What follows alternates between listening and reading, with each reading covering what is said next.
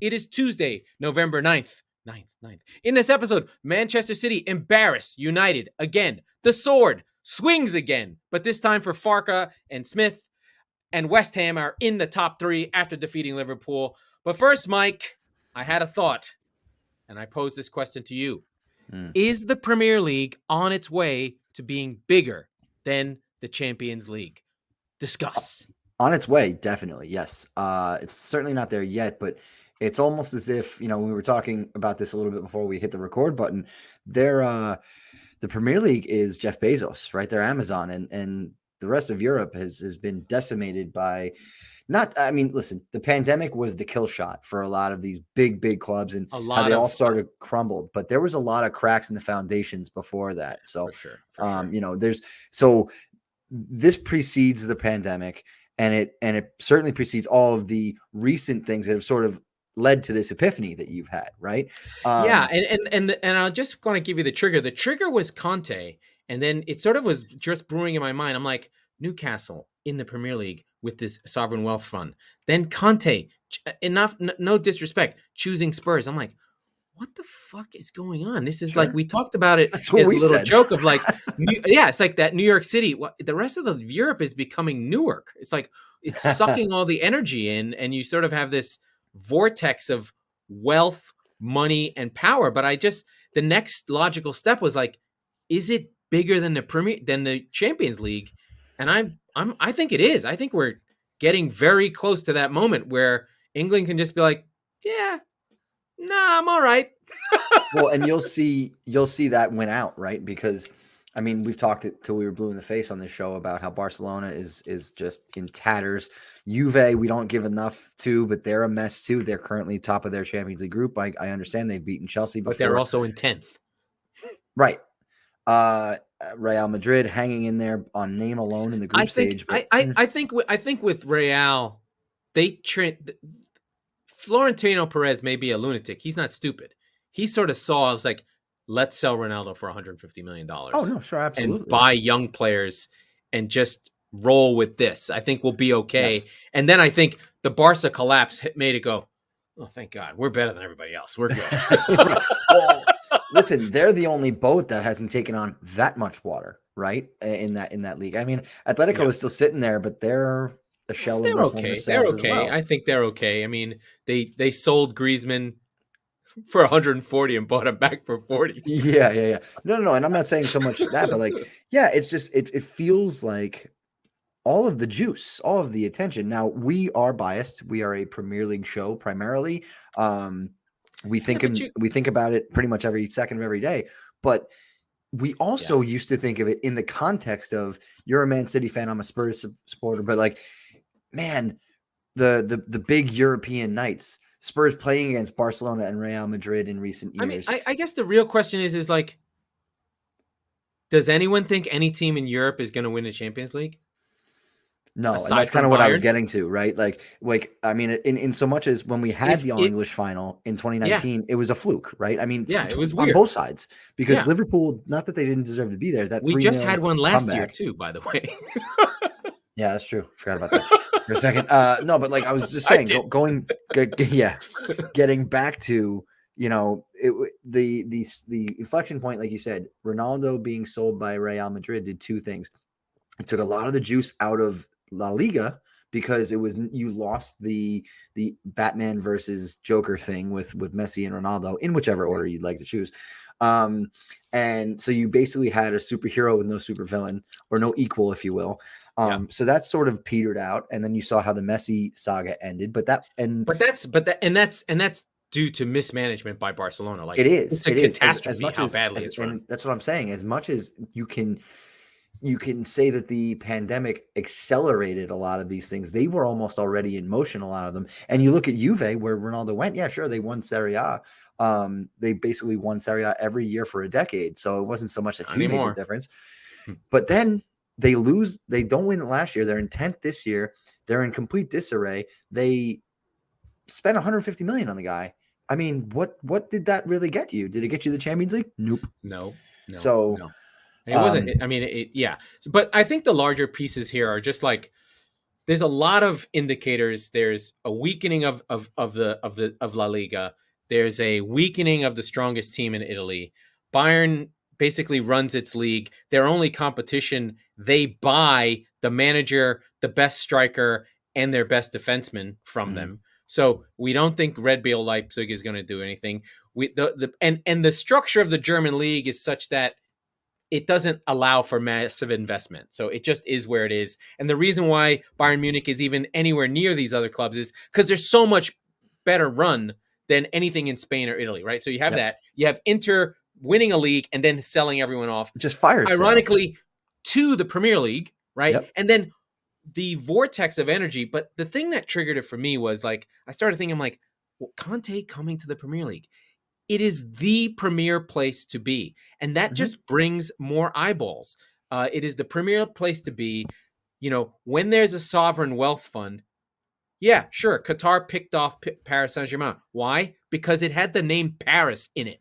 That wasn't a big team. PSG were not the biggest team in France. The biggest team in France is Marseille. The biggest team in France historically was Saint-Etienne or Lyon. They bought it because the name. The same reason Manchester City was bought. I'm of no illusion. They bought it because it says Manchester in the team. Right. That's about football, right? So Manchester City is purchased by my team. And I just think that, you know, we saw with the Super League that Florentino Perez is a really shrewd actor. He saw the landscape of the league. And I think to a lesser extent, Agnelli at Juve, he saw the landscape and said, the boat be sinking. Yeah, we got to get in on this. Yeah. And he tried to create a system where he could capture the wealth and power of the Premier League by tricking them into closing their league. And so think about Think about how this was marketed when it came out last season, right?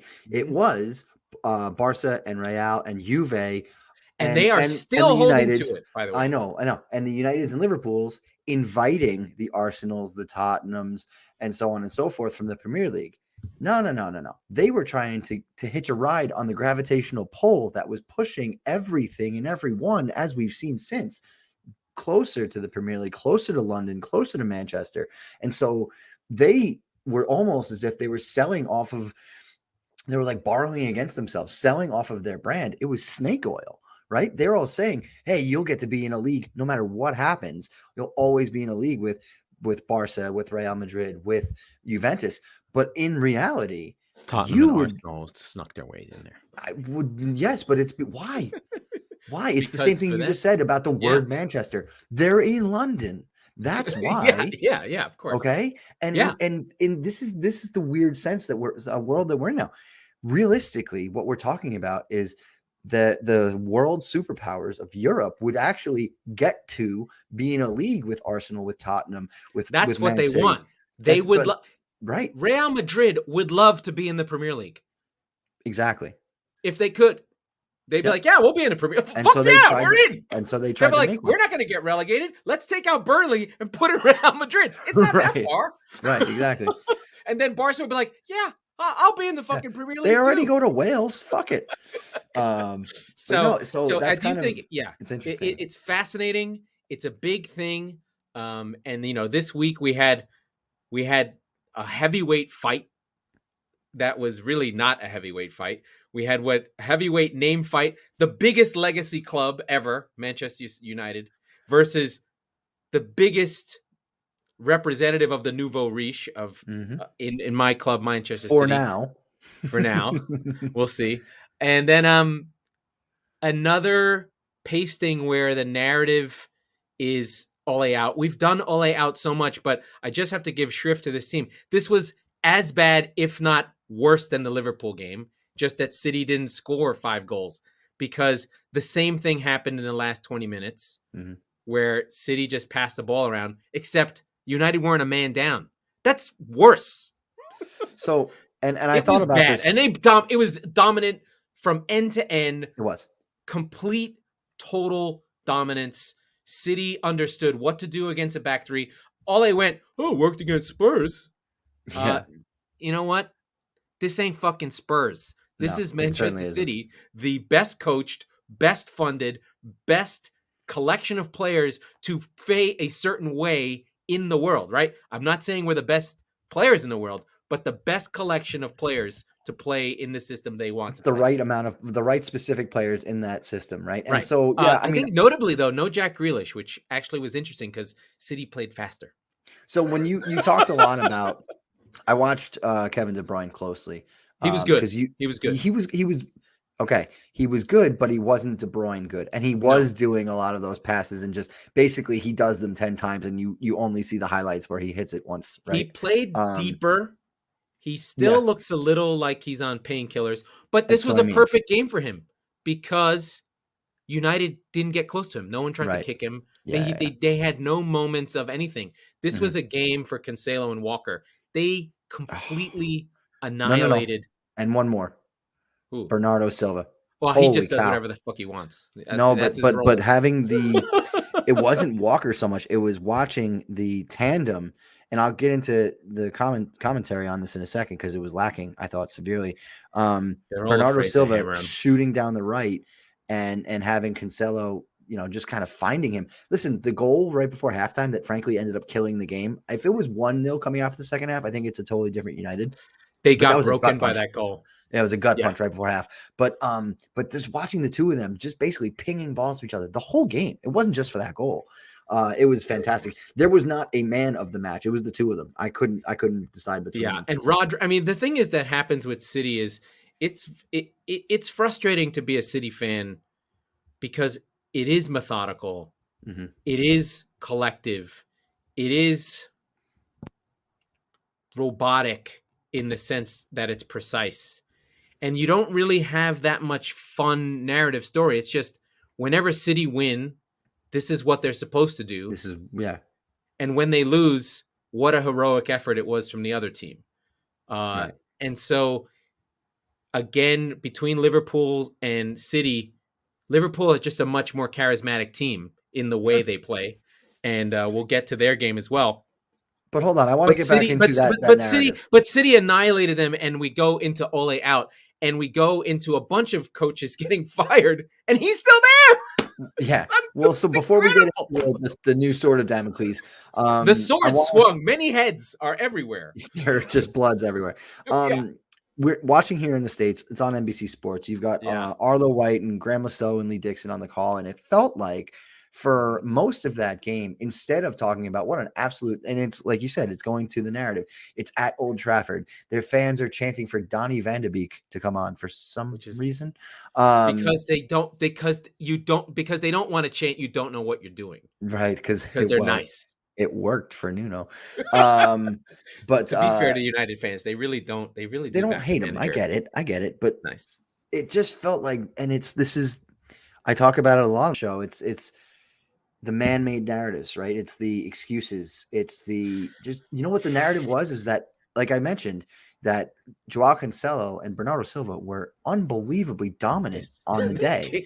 Well, but it was the way that they played, right? The reason, that's the thing with City. Like they were like sharks in water, right? But if United had any coaching or knew what to do, where they said, "Okay, Cancelo," if Ole had gone to say, "Wan-Bissaka, go fucking lock him up," what would happen would be Phil Foden would have been free the whole time. Because every time I saw Foden out on a wing, Wan-Bissaka was on him. I was like, he ain't getting past Wan-Bissaka. Nobody gets past him. Like, Wan-Bissaka is a special player, one-on-one defense. Incredible. Going forward, disaster. But when you're on the wing and trying to go past him, you're like, yeah, that sucks. No, sure. So instead, you just pass the ball back out to the half space where Cancelo is, and he crosses it in that Trent Alexander-Arnold space, and he just puts it in. I wrote this note late in the game. Yeah. I don't know if it finished that way. I stopped looking, but United had more shots on target on their goal than they did on City's. That's kind of game we watched. Correct.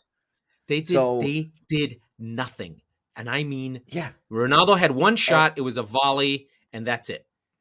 It was nice, but it was not on target. It was scary, though.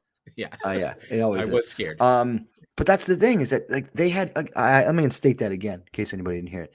Manchester United had more shots on target on their own net than they did on their opposition's Manchester City, and yet we sat here hearing about like making excuses for Ole and basically saying that they shouldn't be calling for him to be fired, and he if not now, when? Well, And that was the interesting thing because they've lost out on Conte, which I think a lot of fans have remorse, like buyers or not buyer's remorse, not seller's remorse. But now the question becomes, and I've said this before too, like if you're going to fire your manager, you better have a good one Do it waiting. now. Yeah. But they didn't. If you ask a United fan, like, well, who would you have wanted? The first, you'll get two answers, right? The first one is fucking anybody. And the second one is shit, I don't really know. It would have been Conte, but I don't really know. And so they're sort of stuck between a rock and a hard place now. And Spurs have the last laugh. You want to get another sense of dominance? Go for it. You ready? Manchester City had 4 players with over 100 touches. Cancelo, Walker, Rodri, De Bruyne, boss. Okay. And for United, the top, the 4 players that they had over 50 are Luke Shaw, Fred, Victor Lindelof, and Harry Maguire. All 4 defensive players. Right. Basically, they created nothing. They did nothing. Scoring, what's this? Shot creating actions. Luke Shaw had 2, Ronaldo had 2, Fred had 1, Fernandes and Wan-Bissaka each had 1. Shot creating opportunities, De Bruyne 6, Gabriel Jesus 5, Bernardo Silva 4. So this is where you can get, these are basically potential assists, and they do hockey assists. So so City had 26 shot creating opportunities, and United had 7. Yeah, that's about right. And by the way, on that topic, a word on David De Gea, who I thought was fantastic on the day, but he's always fantastic. Well, he's really good. He's well traveled. Well, he's been keeping them in games lately. Yeah, no, certainly. But it was really, really bad. And I think the laughable thing is, like I was sort of alluding to, is just Ole Gunnar Solskjaer still has a job. We did a whole episode on a sword of Damocles. We got the wrong manager. We've seen Nuno go. Now we've seen our friend Dean Smith from Aston Villa, and then our friend Daniel Farke, who basically can't win in his league. Although they let him coach, the team won, and then they fired him. So these two firings really struck a chord with me. They're both very strong club guys. Yeah, Dean Smith, I sigh, and I feel like that's the proper response, because you want to defend it because they were so good last year, and they've been so bad in the last month. And I talked about it last week. To be fair, they've been bad for a year. To be fair, they have 18 losses in 2021. Yeah, and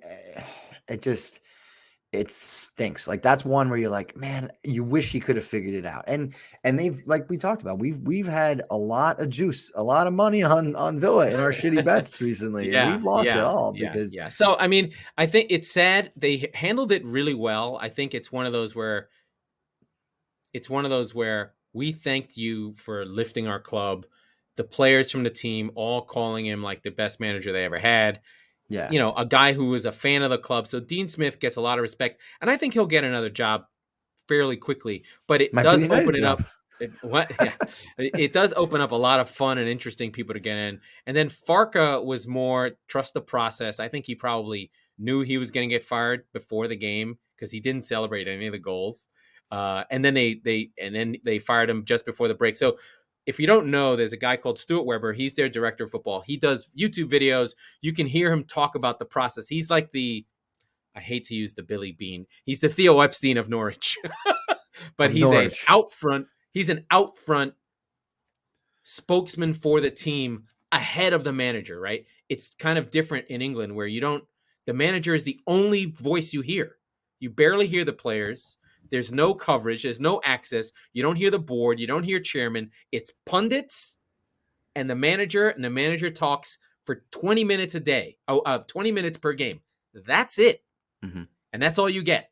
The fact that they have a technical director, president of the team who does all this talking is great. So you get a little bit of insight into Norwich. He does say things that are weird, like we want to be in the top 25 teams in England. I wouldn't like that either, but they will hire someone interesting. The narrative is Frank Lampard. There's no way they're hiring Frank Lampard. He's not a good coach. The narrative on Villa, though, is our friend, Mr. Steven Gerrard, which I like. I like Steven Gerrard. That would be good. I like that hire a lot. He has passion. He gets English football. He yells and screams. He gets fired up. He runs down the touchline. He And did take that's Celtic. Sorry, excuse me. Rangers. He Oh, how did dare take you? Rangers to an undefeated season. Now, it is a farmers league. I do understand that. He hasn't had great success in Europe with Rangers, but that was it feels like he's just been at Rangers, blah blah blah. He's been there for 3 years. It's not nothing.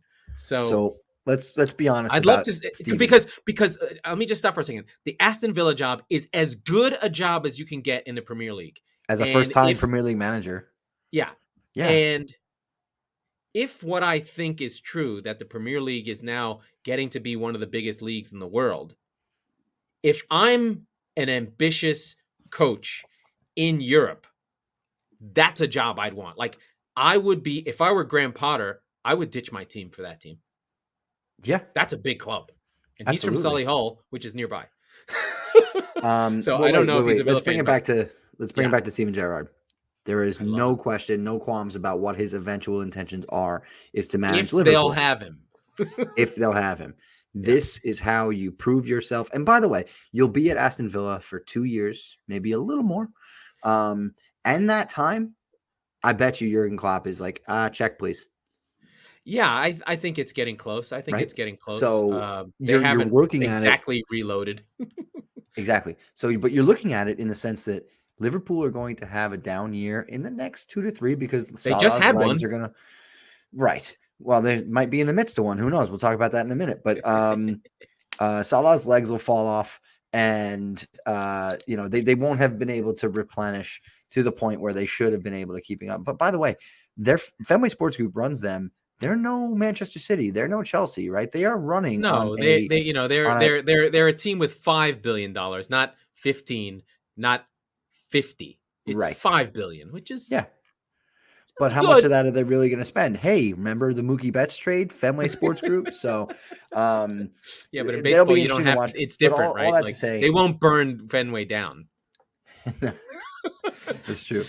All that to say, Villa find themselves in 16th, 2 points off of Burnley for the relegation zone. So, the move had to be made. They're way too good for that. Of course. But this is where, like I said, it's a great job. Gerrard can come in with all of that attacking talent, mold it, and bring them back up to around mid-table, which is probably where they belong. The interesting thing is we're still we're about a quarter of the way through the season now, a little more, but you still 2 wins puts you in 8th. Oh, it's super tight. There are no gaps really. Yeah. It's sort of like a progressive kind of system. Even Norwich are now pulled level with Newcastle, and that 3 points between the bottom 3 is legitimate. But we'll talk a minute about that. Farke, I don't know what's going to happen with Norwich. There's no reason they can't get out of it. They win 3 games out of 5, and they're in business. Absolutely, right? And they've got a light stretch coming too, which is why I've defended Daniel Farke on this show before, and I'm going to do it again. He's out of his depth, dude. I know, but doing it after a win is what I think it was, because I was already drunk for college football, but I was like, that was mean. Yeah, but here's the thing, like, it also shows they knew they were going to do it already. But it also shows they knew where they were going to do it. They were process driven, like, you got 3 more games. Right. Well, if he sucks now, just fire him. Yeah. Right? Yeah. I think that 3 more game stuff, it's bullshit. It's complete bullshit. Unless these teams are really that badly run that they literally listen to what happens on TV. Like, in some sense, you should admire United for being like, we got our guy. Even if you don't agree with him, we're keeping him. Although it's laughable that 3 coaches have been fired since Ole lost to Liverpool and Manchester City at home by a combined 7-0. That's the context we're talking about. Yeah, that's insane. This Manchester United, they just got Ronaldo, and and then we go into that game. I do want to talk about the best manager not in that we've talked about, and that is Senor Moyes of the West Ham. That game was good, and West Ham are level on points with the mighty Manchester City. And it's legit. They are a +10. They do it their way. They run the same 11 guys out week after week, rain, slow, sleet, Europa League or storm, they go out there and play. They pressed, they harried, they have the best midfield in the Premier League. No. Who's But midfield Declan is Rice. But Declan Rice is. But think about it. Best Is Premier League in the league in terms of like these two players will be here. Are they better? Cities are rotating. It could be 5 guys. Oh, yeah, that's fair. You know what I mean? Like the Okay. best pair of 2 guys who play together. It's Manchester City, but you know what I mean? Like even Gunnar Solskjaer couldn't fuck up the team if he had Rice and Souček in the midfield. So they've got this best midfield. Well, this is the argument. I bet this game because I was like, I didn't put it in our best bets, but I did bet it after the fact. I was like, draw no bet plus 275. There you go. They have a better midfield than Liverpool does right now. I don't know who's going to play in the midfield for Liverpool. I'm going to go put this money on West Ham thinking the draw was the safety, but I did not see them winning the game. There was some controversy. I don't agree. It was a little bit of a, we protect goalkeepers. I'm like, listen, Alisson is fucking 6'7" and catches everything. And you're telling me Agbana fucking hit him? Get the fuck out of here. You dropped it and it went in. Fuck off. So set pieces win. They get 2 goals on a set piece and 2 other chances that they broke in with Fornals and Antonio. And Fornals finished. Alisson almost got it. They win 3-1. Trent Alexander with the fucking free kick. Amazing balls that got me the cheap assist for Mo Salah, which was nice in fantasy because I needed it on the free kick there. And then it was a touched over. It was really good. I mean, as much as I shit on Trent Alexander-Arnold, and he was guilty for the 3rd goal by West Ham because he literally stood there and Kurt Zouma just flew over him. It's like, I guess I should have looked around and maybe boxed somebody out, but he just was looking at the ball. And West Ham win, and the place is bouncing. I mean, if you would have told people 2 years ago when the West Ham supporters were rioting at the owner's box against Burnley, and I think the owners in fear of their lives because this is West Ham, home of the ICF and every hooligan movie ever, that their stadium would come to life, have energy, be a dangerous place to come, and that David Moyes would be their manager, you'd have been like, get the fuck, that's never going to happen. No because chance. The owners tried that. They thought they were getting that in Pellegrini in terms of style of play. But what they really realized, what I think the owners really realized is fans just want fight. It doesn't have to be entertaining. It doesn't have to be pretty popping the ball around. But if you run in and you harry and you kick a guy to get the fucking win and only have 30% possession, you can be an exciting 30% possession team. Oh, you certainly can. And that is what West Ham are. And when I see Mikel Antonio, I go, can we buy your shitty striker who came from shit league just to be like, can you imagine the square peg in the round hole of Manchester City? He would make City so different because he's like the fucking broken down jalopy that is like, he's like the Millennium Falcon of your team. He's like, yeah, it's a piece of shit. It's my piece of shit. But it's my piece of shit. Yeah, he's a piece of shit football player. She still can move, all right? He can still move, right? And he would just batter people around. He'd fuck up half the passes that went to him. Nickname. What? The Millennium Falcon.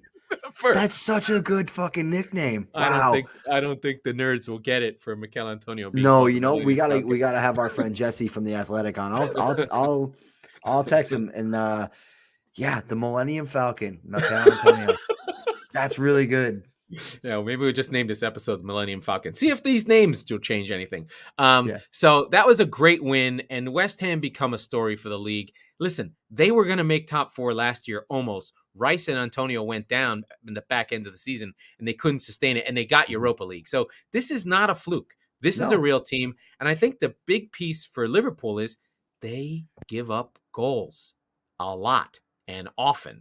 And I think this time, last season, it was their defense where they lost their 3 pairs of defenders all disappeared. And we've never seen Joe Gomez ever again. He just was eaten by the fucking turf monster. So I think And they now have some debt from that last year still, right? Like Van Dijk is not 100%. You've got other he was pieces to it. no, but he was great. He was great. He held Antonio in check. The problem is that you can get through them and you can get the ball off them in the midfield because Thiago Silva is not what he's supposed to be.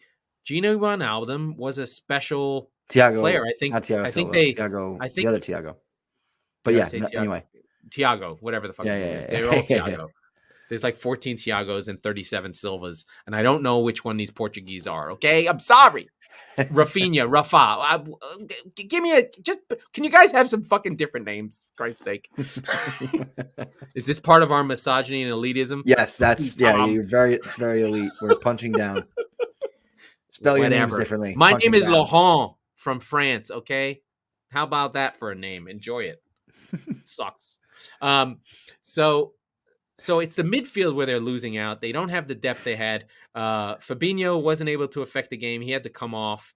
And I think that this time their weaknesses are in the midfield. And I don't think they realized how good Wijnaldum was in that you could just play him and you could play him every week. And he was always there and he always showed up and he ran and he ran and he ran.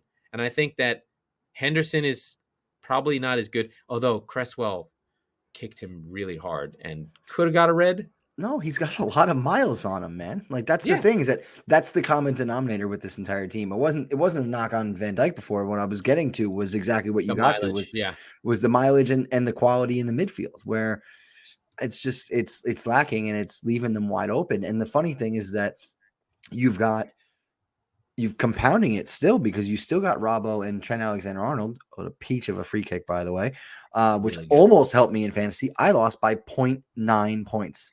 And for those of you who aren't in the league, who don't understand, well, what does that mean? That's literally like a fart that got registered that you didn't get. We're talking about 367 points. But one guy had 367.9, and I had 367. I don't know where you get those fractions from, you lunatic. Minutes. Minutes. You get 0.1 points per minute played. Okay. Yeah. Yep. Yeah. So West Ham, incredible, huge story there. The less we talk about Antonio Conte's debut with Tottenham, the better. This game was okay. It was really unwatchable, but I did tweet during it. It was a tough watch. It was like, two. I don't know. I'm trying to think. It's like Maginot Line, 1939. France is sitting there going, World War I was hard. I really don't want to do that again. And the Germans are going, is he really going to make us go over? I kind of not sure. So they stood there for a year, and the English gave away Czechoslovakia. Anyway, so that's my World War II reference that have been disappearing. But that's what it felt like. It was very much a stalemate, very much a quiet game. But what I did see from Spurs was fight. They fought. They fought for 50-50s. It was not a meek, passive performance. They just have the same problem they've had, which is they can't create anything. I didn't realize this, and I tweeted it. Spurs are the second lowest scoring team in the Premier League. And where do you think that falls? The blame of that falls. And I'll tell you why you're wrong. Narrative says it's Harry Kane. It's not. I know. It's still, to this day, Eriksen has never been replaced. Exactly. Thank you. Yeah, they need a creative midfielder. They've been trying.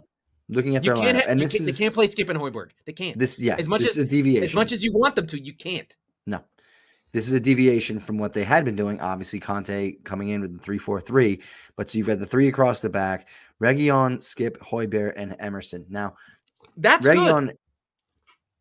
Good. You need to effectively play with a more or less having one holding and one forward. And Højbjerg is the most frustrating because he's played it really well for Denmark. We saw it. We fawned over it all summer long.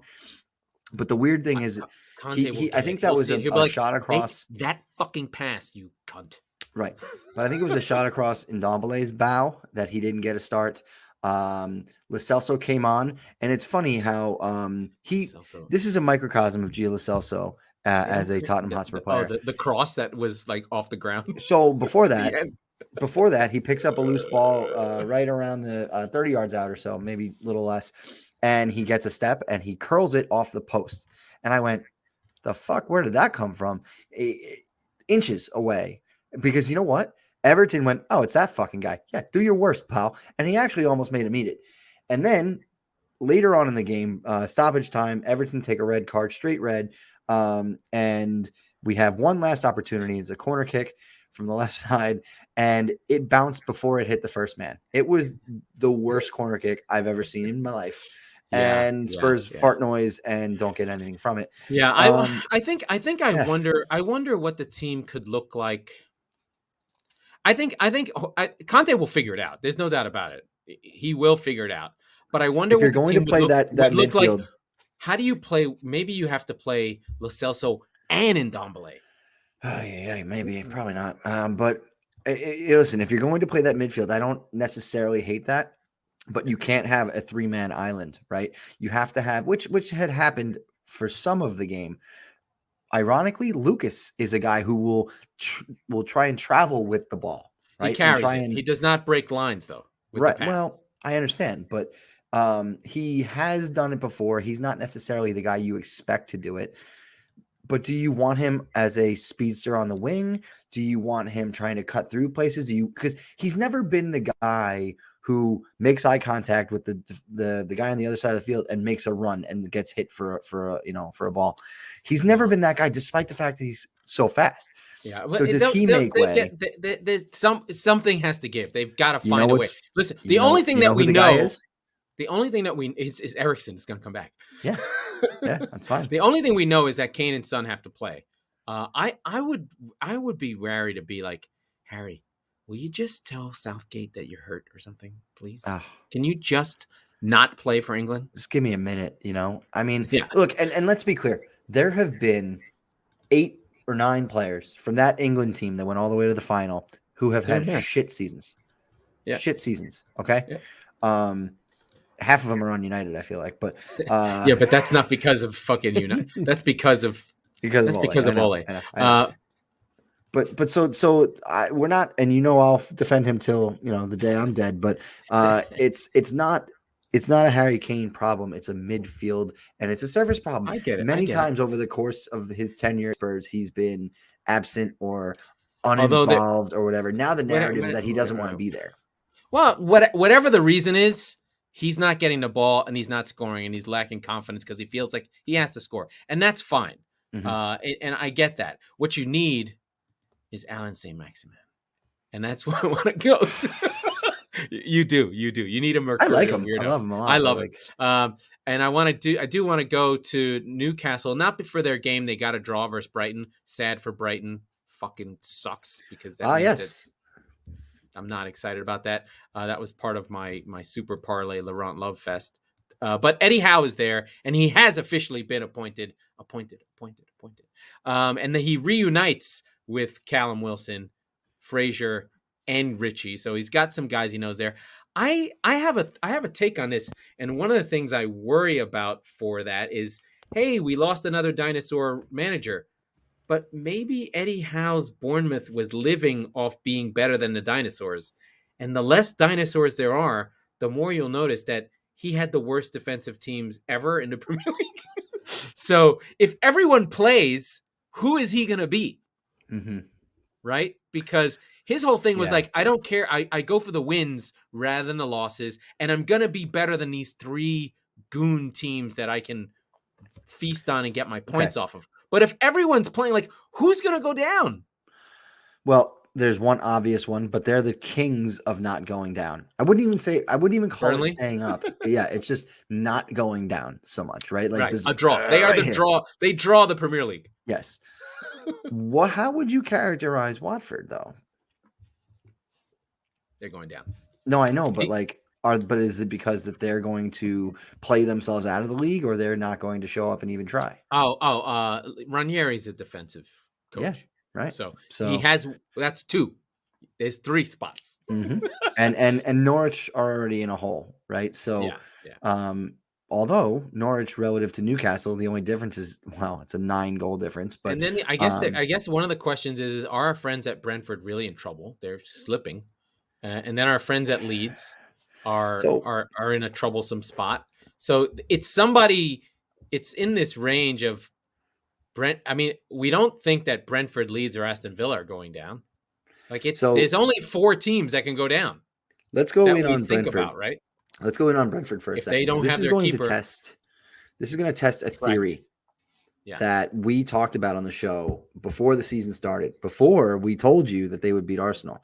They had a philosophy where they're going to be focusing on the quality of play as much, if not more, than the results when making personnel decisions, both for players, for managers, for backroom staff, whatever. Well, they lost. They've been losing, right? What are they at? They're 4 of the last 5 they've lost, which is not great, Bob. But 4 in the league, so 4 on the bounce. That's what I'm saying. 4, they've lost 4 on the bounce. And you look at this and you go, well, they played the Norwich off the park. I think the expected goals, if I'm looking at it, was it's a whole goal. It's 2.79, so it's 2.5, 2.8 to 1.1. Right now, they got battered by Burnley. I understand that went. They badly. lost a game against Leicester where they got hit on the counter. And if I were to guess, yeah, they had more expected goals. Not to say that XG is the end all and be all, because again, as we've talked about on the show, it does not. Yeah, it's devoid of context. So I'm not just going off of that specifically. What I'm merely saying is that are we really going to? And 12 points is not 8 in the context of the. They got a big game. They're going away after the break to Newcastle. Okay, they got to get that game. Huge. Have to. Because huge, and that's going to be tough because it'll be Howe's first game again, like we thought with Spurs going there after the purchase. And to be fair, Newcastle did come out and punch Spurs in the mouth. They did, and they were like Spurs scary. bit their lip.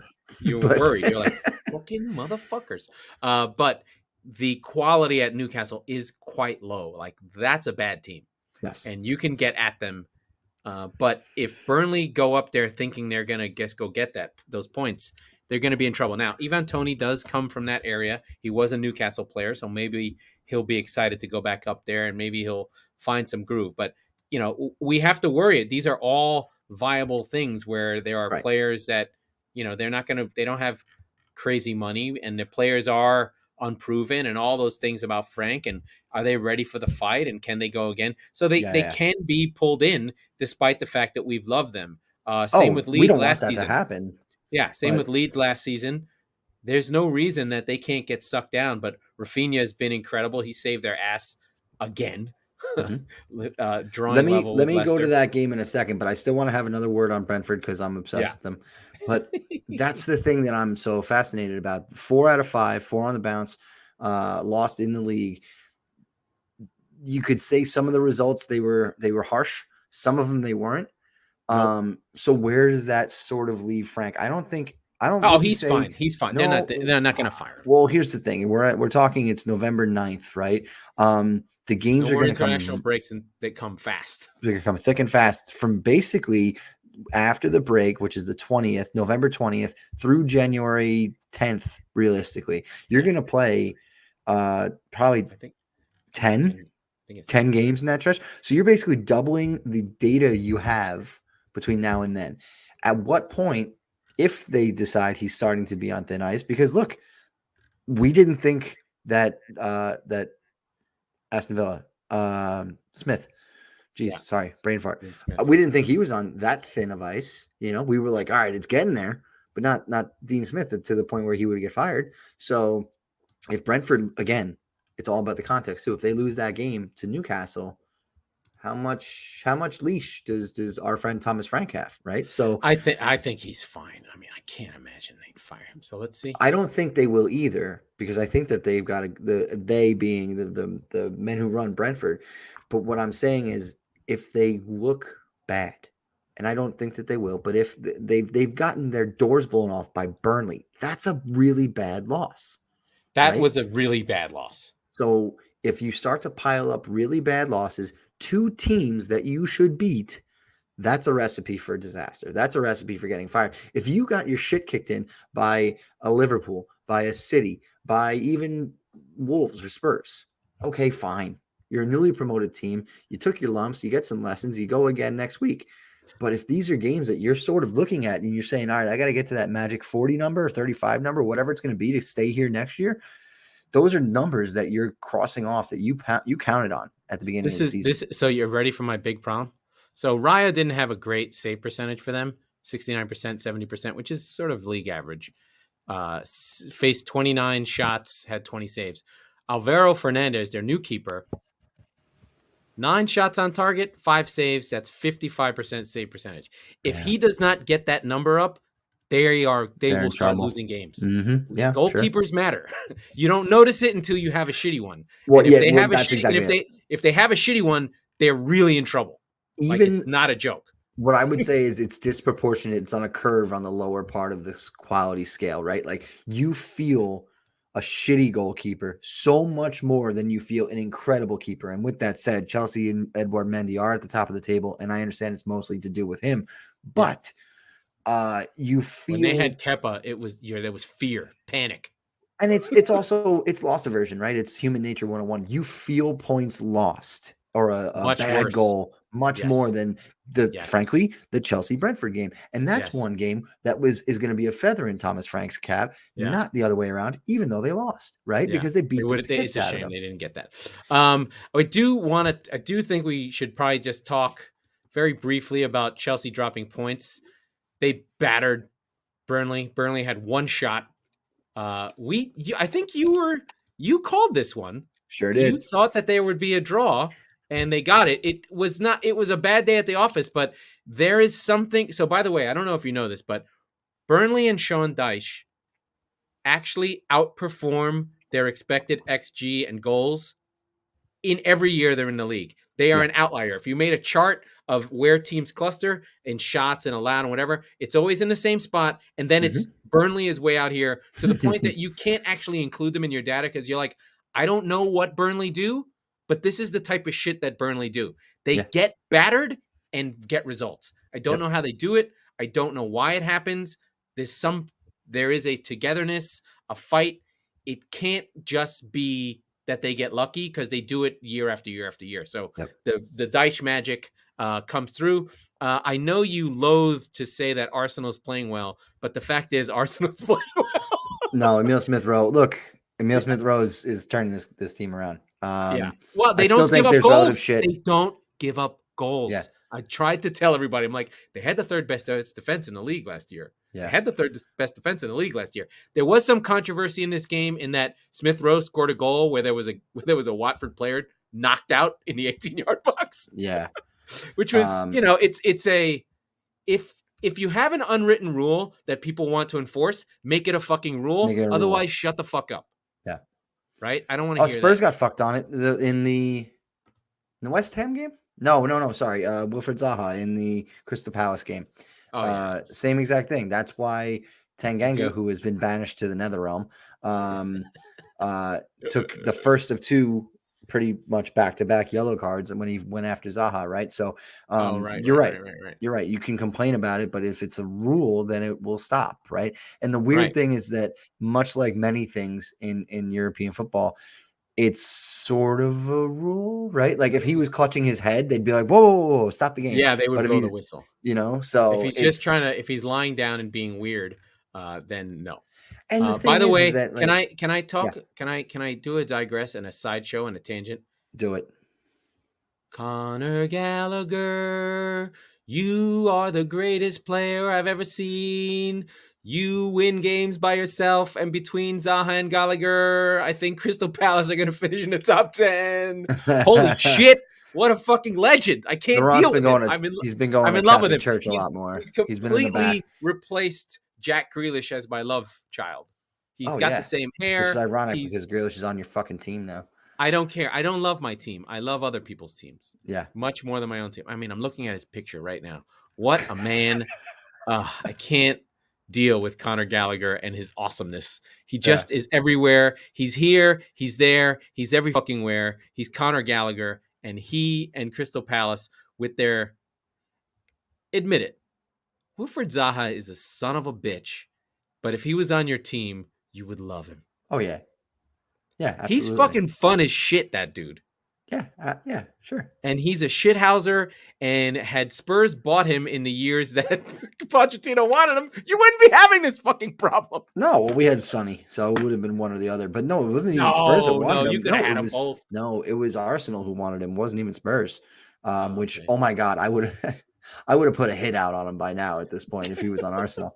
But Yeah, no, so there's a little Vieira narrative, a little juice on Vieira's side. It's interesting.